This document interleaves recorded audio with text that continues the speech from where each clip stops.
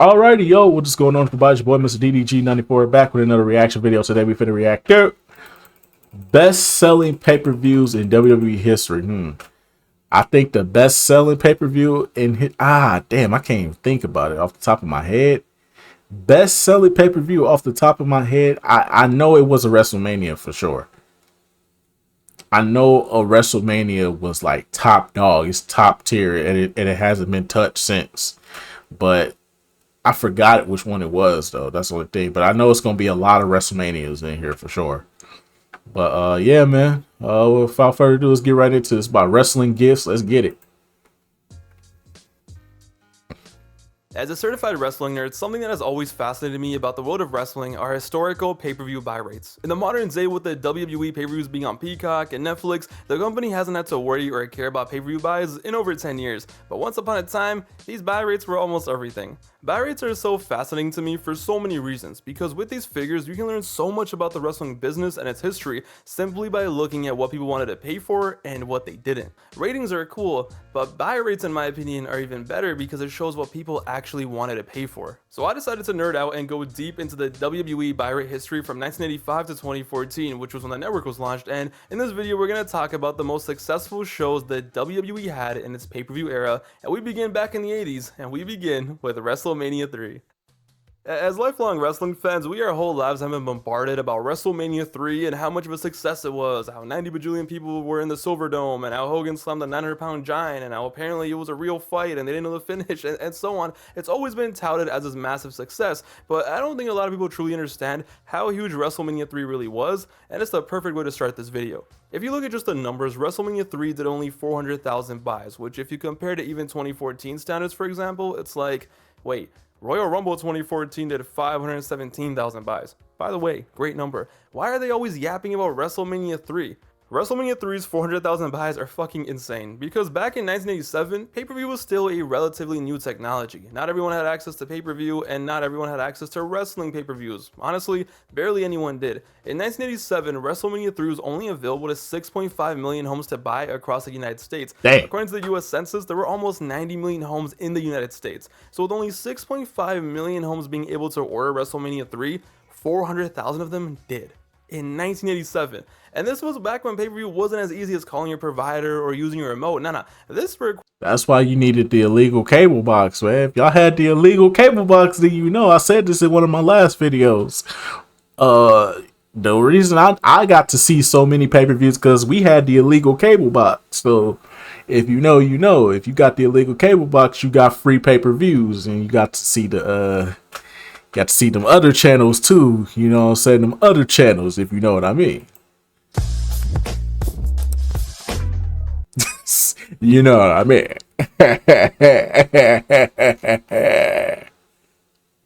You's a freaky ass nigga. Required work back in the day. Now, this was when, believe it or not, you had to go to the cable company and pick up a whole cable box just for the pay-per-view, just so you could have the signal for the pay-per-view at your house, and you had to return it after the show was over. Think of how much work that required back in 87, but that's how badly people wanted Hogan versus Andre. So in this video, you're gonna hear a lot of buys, right? You're gonna hear buys over 1 million buys. You're gonna hear something around 500,000, 600,000, but don't let that fool you. WrestleMania 3 with its 400,000 buys was massive. But speaking of WrestleMania, to the surprise of no one, all the top 10 most bought wrestling shows of all time are all WrestleManias, and they're all from the 21st century. WrestleMania from 1999 till 2013 was an absolute pay-per-view juggernaut. Even when the product was cold and the card was whatever and all the other pay-per-views were barely touching 300,000 buys, WrestleMania would go crazy every single year, except for one. But we'll save that for the biggest flops video. The most bought WWE show of all time is WrestleMania 28, Rock vs. Cena, which did the record of 1,219,000 buys worldwide. Damn! I mean, it makes sense. Probably the single most hyped wrestling match of our lifetime. The Rock's first real match back against Cena, a one-year build. If this wasn't number one, the company probably would have considered it a flop. And as much as we like to clown The Rock, we like to roast him and his movie career of late, it cannot be understood. Yeah, this was definitely the one. I was thinking it was this one, but I was like, nah, it might have been 20. It might have been 25 or 26. Nah, it was definitely this one. I was thinking it was another one. I was actually thinking WrestleMania 30, but no, I was wrong. It was WrestleMania 28 for sure. Yeah. 1 million buys is wild. Is that's successful as fuck. That's big money. Big money, no whammies. Big money, no whammies. Stated how much of a draw The Rock was in his prime. Of course, he was doing crazy buy rates on top in 2000, but also just how much of a draw he was when he came back from Hollywood. WrestleMania was doing solid in 2009 and 2010, but once The Rock came back, it reached a whole other level. WrestleMania 26 in 2010 did 885,000 buys and is actually out of the top 10 most bought shows, and was surprisingly down from WrestleMania 25, which did 975,000 buys, which by the way makes you wonder, like, damn, how did HBK vs Taker 2, the rematch, not get the same or more buys 1 year later with even more hype and build and the main event slot? But WrestleMania 26 did a good buy rate, but the fact it didn't touch 900,000 was kind of disappointing. But then came Rocky. WrestleMania 27 had a bland, boring card, but with The Rock simply hosting and being teased to beef Cena, WrestleMania 27 did 1,124,000 buys. WrestleMania 27, arguably the most disappointing Mania of all time, especially for me, is the third most bought wrestling pay-per-view of all time. This show that we had to suffer through and left everyone feeling dumb for watching and just depressed and just whatever, ended up being the #3 show of all time, and it was all because of The Rock coming back. And then next year when Rocky was wrestling, they added another 100,000 buys, and they set the record. So if anyone ever says The Rock is overrated or he's not that much of a draw, blah blah blah, just look at these numbers. So number 1 is Mania. Well, to be fair, he the last good thing from the Attitude Era, and plus it had been a long time since we seen him in WWE. So of course we gonna buy it because you bringing all the old fans back. Because once Rock left, Eddie Guerrero passed away, Chris Benoit did what he did. Yeah, wrestling took a big nosedive for real. 28, and for some reason number 3 is WrestleMania 27. Okay, you know what, I can't roll to that much because sadly I contributed to the buy rate of that show. But the question then is, what is the second most bought wrestling pay-per-view ever? It's WrestleMania 3 with 1,188,000. This was another one I was thinking of too because of Donald Trump and the Donald Trump and Vince McMahon match, because they was hyping the fuck out of that fucking match. They had that shit everywhere. They had that on the celebrity TV shows like was it Entertainment Weekly or Entertainment Tonight, some shit like that. They had it on there. They was promoting that shit like crazy. It was like, yo, what? Like, yo, they promoted it on here and they promoted it on CNN, NBC, Fox News. Like, yo, everybody's promoting this fucking match, bro. So I was thinking this would be the one too, but nah, it was WrestleMania 28, and deservingly so. Donald Trump is a draw. What can you say? This one is surprising to me. I love WrestleMania 23. I think everyone does. I was all the way tuned in. The product was hot for me. But number 2 all time was really surprising. But when you really think about it, it makes sense. People wanted to see Vince get his head shaved. They wanted to see the Donald, and you add in Cena versus HBK in a title match, Batista versus Taker, streak on the line, title on the line. The poster itself really said it all. You knew exactly what you were getting. This was a big time show, and this poster, in my opinion, probably did a lot of the work in getting buys. How do you not buy the show after looking at this? The second most bought WWE and wrestling pay-per-view of all time. And when you look at the top 10, it's a pretty interesting list. Looking at this list, I think Mania 25 got all those buys honestly because of how good the build for Triple H versus Randy was. That feud carried the show heavy in terms of getting buys on my opinion. Nah, this was just a good ass WrestleMania, bro. All the matches were built up really good, except the Divas Royal Rumble. That was some bullshit. That Divas Battle Royal was some bullshit. Having Santino come in and win it at the end, dressed up as Santina. Fuck out of here, nigga. That shit was terrible. But 25 just had good matches all around. You had Matt versus Jeff in an Extreme Rules match. You had Randy and Triple H with they feud. Shawn Michaels and Undertaker was actually, people don't go back and watch that Undertaker versus Shawn Michaels build up. They build up was just as good as this one. The John Cena Edge feud, like I said, I promise you, if you take Big Show out that match, this would move from number 10 to probably number 4. I guarantee you, Edge versus Cena is the dream match we always wanted for WrestleMania, bro. That's the one we always wanted. But no, let's put the Big Show in there for no fucking reason. That shit is fucking trash, dog. Get the fuck off the airwaves. I'm looking down the list right now. Okay, 22 deserved to be in there. 22 was pretty good. 20 was very good. 17, obviously, that's peak Attitude Era.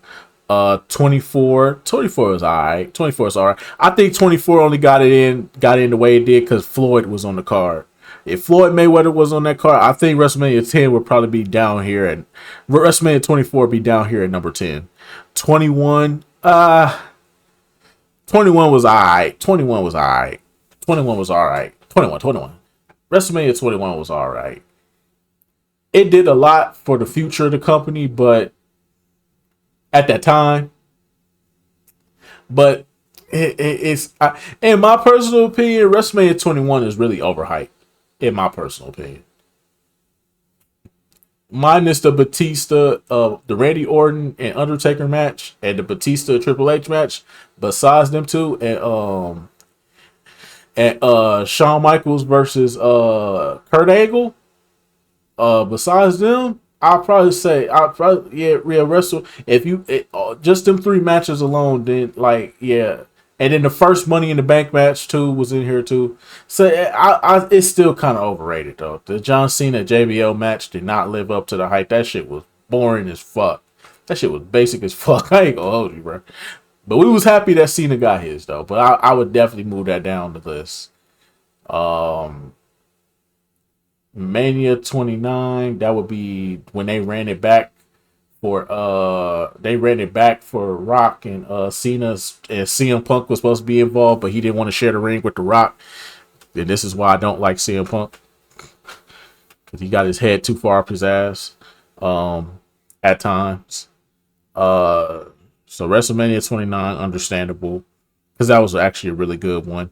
WrestleMania 27 was 2 packs of ass. I will never understand how this is top 3. One of the worst WrestleManias of all time is top 3. Miz was concussed for the last 5 minutes of the match, bro. The last 5 minutes of the match, Miz was concussed. He didn't even know what happened. Like real life, he did not know what happened. He was real life concussed. Fuck out of here, bro. And then Rock ruined the ending to that match. That was unnecessary. That shit is fucking trash, dog. Get the fuck off the airwaves. WrestleMania 23 most definitely deserves to be in the top 2. Top 3 for sure. But top 2, I ain't mad at it. And WrestleMania 28 obviously makes sense. But yeah. Opinion, it was the hottest angle for sure. It was the main event, and it's just more evident because how much of a decrease it was the next year when Taker and HBK got all the spotlight. WrestleMania 24 did a great number, and a lot of it was Floyd Mayweather, because in 08, Floyd was actually coming off the most bought pay-per-view ever in history. His fight with De La Hoya did 2.4 million buys in 07, so he was a huge name, a huge draw. You had any other matches, 24 was a huge success. And I must say, it makes me really happy seeing WrestleMania 21 this high up. A show that I will always love, that holds a really special place in my heart. The Batista vs. Triple H. It held a special place in my heart, so I went back and rewatched it. When I went back and rewatched WrestleMania 21, I was like, yo, yeah, this WrestleMania a little booty. This WrestleMania a little bit booty. A little bit booty. A little bit booty. This is a little bit booty WrestleMania right here. Smelling like some ass, but it's not completely ass, but it smell like some ass up in here. Okay, smell like some ass. Smell like somebody ain't washed their ass. All right, at this WrestleMania. H feud was huge, ratings were great for it, and it translated to the money. People wanted to see Triple H lose so bad, people were ready for Cena, and that undercard was stacked.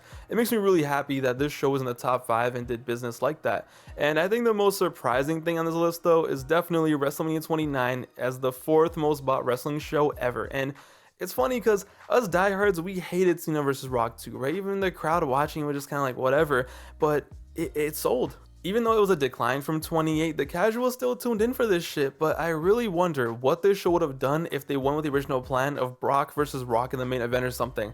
I think it's sold mainly because The Rock was back at the... Rock is wrestling, bro. Like, you got to understand, it's the Attitude Era fans that's coming in here. They're getting to see The Rock beat the shit out of John Cena again for the second time. That's fun to them because it's The Rock. Come on, dog. think it would have reached number 2 all time or something with a main event like that. So those were the top 10, right? And it's all Mania, Mania, Mania, which I think everyone expected, and of course it makes sense. But the real fascinating numbers to me are all the other shows in history. And I guess the next logical question is, what is the most botched show ever that's not a WrestleMania? And ladies and gentlemen, I present to you Invasion 2001. Oh This is so God. sad, so sad, because out of all the hyped Oh, big SummerSlams we've had, it makes sense though because the storyline itself, the storyline writ itself, bruh. The whole angle, the whole storyline writ itself, so it makes the most sense. It makes the most sense, bruh. Oh, but this was some booty right here. I ain't gonna lie to you, it was some booty. This was definitely some booty. Rumbles we've had, it doesn't matter. The most bought non-WrestleMania pay-per-view of all time for the WWE was WWF Invasion, which did a crazy 775,000 buys. And I'm not saying it's sad because it was a bad show or I hate WCW or whatever. It's the wasted potential. This was the first show promoted as WCW versus the WWF. This was supposed to be the start of it all, the start of something magical. 775,000 people paid for this, more than any SummerSlam, more than any Rumble, because this was supposed to be the start of the hottest angle ever, and the buys just show how hungry the people were. But this wasn't the start of anything. This was it. They should have showed the company how and why they should have took the invasion serious, how they should have went all out and got Goldberg or got Hogan, you know. Yeah, it was just the star power. The star power was lacking on the invasion team side. Star power was lacking badly. Like, don't get me wrong, Diamond Dallas Page, Rob Van Dam, Booker T, most definitely, but that's some good star power to start off with. But like, yo, just imagine though, they bring the NWO in. You fuck Goldberg, fuck Goldberg, fuck Goldberg, fuck that bitch ass nigga. But they bring in a couple other guys. Imagine Sting was in this bitch. Oh, it's over, nigga. Sting versus Stone Cold, or Sting versus Undertaker, or Sting versus Kane. Yo! Oh my God, if Sting would have ever came to WWE during this time frame, 10 out of 10, goated. Goated, bruh. That's what I'm talking about. That's why he's the MVP. That's why he's the GOAT. The GOAT. But it just didn't hit because the guys that you was expecting didn't show up when you wanted them to. Like, the guys that you were expecting, they just weren't there. So it's like the star power was just like, you look at the WWE team, you see Stone Cold, Kane, Undertaker, Kurt Angle, Chris Jericho. You see all these people and you just go, well, this is easy. Well, this is gonna be a wash. Come on now. Done everything in their power to make it even hotter because the fans were tuned in. But as we know, the invasion got butchered and it never eclipsed this or even came close to this ever again. But by the end of the storyline in November, nobody cared. But in July of 2001, when it was beginning, people were tuned in for this more than any non-WrestleMania like they had never before and never did again. And they failed to capitalize in every way.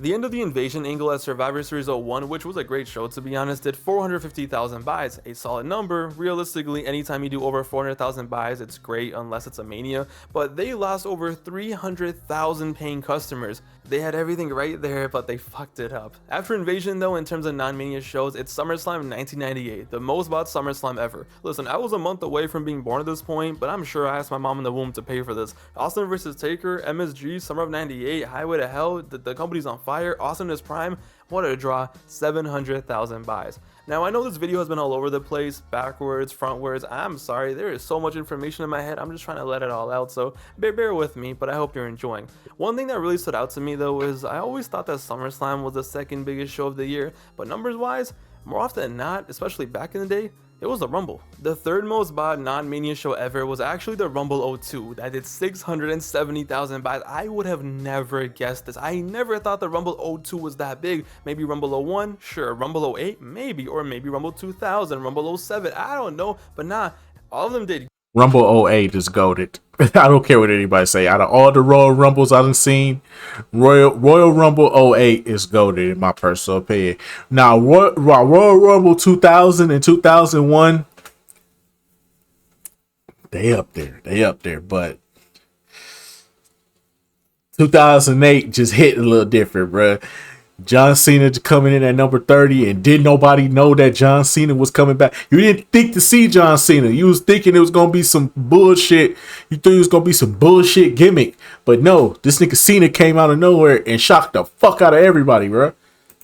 Great, all of them did over 500,000 buys, which is always top tier, but nah, Rumble 02, Triple H coming back apparently meant that much, and it is wild because WrestleMania 18 that year with Hogan versus Rock did 860,000 buys. How the hell was there only a 200,000 difference? Why was Rumble 02 that special? But I think you combine Ric Flair wrestling for the first time in the company in 10 years, Triple H's return, there's probably rumors about Hogan's coming back soon, whatever it is, that's an amazing number. But what's even wilder is in 2003, the year after, Rumble 03 did more buys than WrestleMania. Two other Rumble numbers that also blew me away were Rumble 06, which did 585,000 buys. Edge versus Cena was a huge draw, plus a Rumble, it doesn't matter if Mark Henry's in the main event, yeah, we're making money. But even as late as 2013, Rumble 13 also did 580,000 buys with Rock versus Punk for the title. Yo, you combine a hot title match plus a Rumble, it's raining money every single time. Rumble was and always is going to be a draw, but this was a nice reminder because for some reason I thought SummerSlam was always number 2. The SummerSlam buy rates are all over the place. After 98, the second biggest SummerSlam is 2005, which is hilarious. I love how it's 2005. 640,000 buys for the most extra wild, just random SummerSlam ever. Is that the Dominic Mysterio Eddie Guerrero storyline? Is that the Dominic Eddie Guerrero storyline?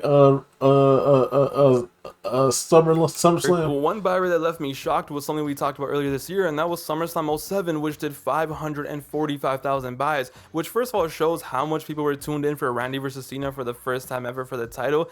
But guys, this horrible show, this horrible dog shit show sold more than SummerSlam 02, the best SummerSlam ever. It sold more than 2008, the year after this, which was 10 times better, and it even did bigger than 2012's Lesnar versus Triple H. People were tuned in for the first Cena versus Randy match, I get it, but why did this show do 545,000 buys? One really cool buy rate that the company got was actually in 07, and it was No Mercy 07, which your boy contributed to. 07 was not a good year for pay-per-view outside of the Big Four. The Big Four carried heavy, but the pay-per-view that started with no champion, Cena being stripped of the belt, ended up being the best-selling show outside of the Big Four, doing 271,000 buys, which is super impressive for a show that literally had its main event canceled the week of the show. Nobody knew what they were getting with the show, but that made people tune in more. In terms of the overall year, the most buys the company ever did cumulatively is no surprise 2000, the hottest year in the company. They had 12 pay-per-views and did a total of 5. Damn, let's see here. Royal Rumble, No Way Out, WrestleMania went crazy. Backlash went crazy. Yo, Backlash went crazy. Judgment Day, King of the Ring, Fully Loaded. They was kind of like basic average. SummerSlam was okay. Unforgiven did 10 times better than SummerSlam. No Mercy, Survivor Series, and Armageddon was all on the basic tip. Damn, SummerSlam, Survivor Series was basic. Damn. But then again, I mean, and the price of the pay-per-views was only $30. $30. WrestleMania was 35. That's crazy. Why is WrestleMania at 35? Like, no, just make it 30 like the rest of them, bro. Like, what the fuck? WWE be greedy sometimes, bro. That's why I had the illegal cable box, nigga. Got to see all my shit for free. And I still watch it for free. Shout out to Stream East. 1,969,000 buys, almost 6 million buys in 1 year.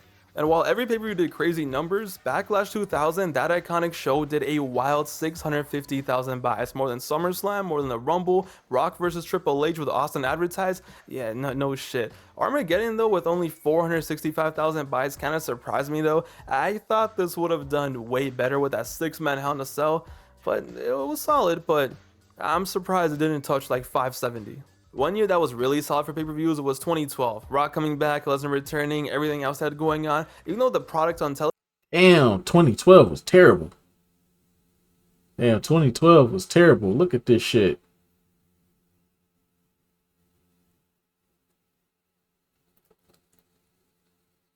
Royal Rumble was probably the hottest one. I think that was the year Alberto Del Rio won. Is 2012 the year Alberto? 2012 is the year Alberto Del Rio won when they made it a 40-man Royal Rumble. For the first time ever, we're making a Royal Rumble 40-man, and the person that wins that only 40-man Royal Rumble in history of WWE is fucking Alberto Del Rio. Fuck out of here. Elimination Chamber. I mean, I say this around this time, WWE was too predictable. That was the biggest problem with WWE around this time. 2012, they was too predictable.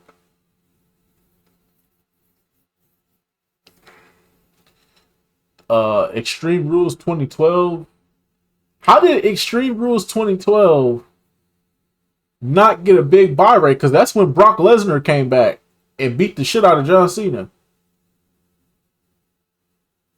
How the fuck did we not get that? Okay, Over the Limit, Money in the Bank, No Way Out. SummerSlam did okay. And then everything else is down. Damn. Yeah, WWE was in a down period around this time.